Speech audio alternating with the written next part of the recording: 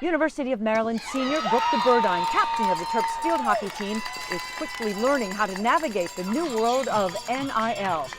I would say there's definitely a lot of opportunities, but don't overwhelm yourself. Really find the brand that you and the people that you connect with well. For DeBurdine, also a member of the U.S. women's national field hockey team, NIL is paying off with new partnerships. I am a Longstreth sponsored player, and through Longstreth, they're a distributor in USA for field hockey equipment and other sports as well. But I am sponsored through Griffin Hockey Life, which is a large field hockey brand all over the country, and they have sponsored me and reached out to me, and yeah, it's been great so far.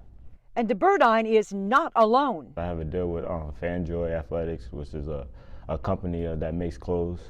I also have a deal with this campus thing that's starting to blow up, and they also making clothes for me and making shirts, fan shirts for everybody that's likes basketball and Maryland sports.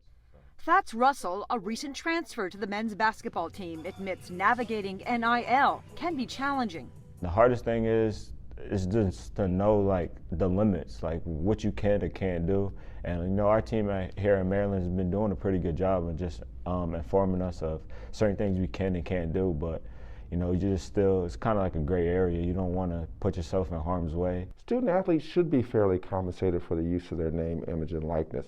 Damon Evans is athletic director at the University of Maryland. What's important is that we put the right guardrails around it so that everyone understands how to operate within the framework.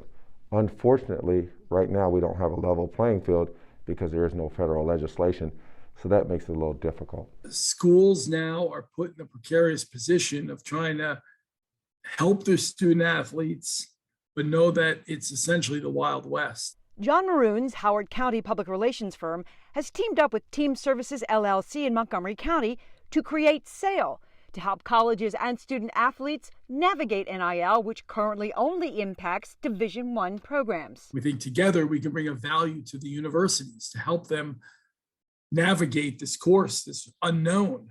Maryland joined a number of other states when the legislature this year passed and Governor Hogan signed NIL-related legislation. But the matter is far from settled. You have the NCAA rule and you have then state laws. And if a state has passed a law, it supersedes the NCAA's, but if it hasn't, it reverts to the NCAA. So there's different rules in different states on what can and can't be done. So it's very much the beginning of a long process.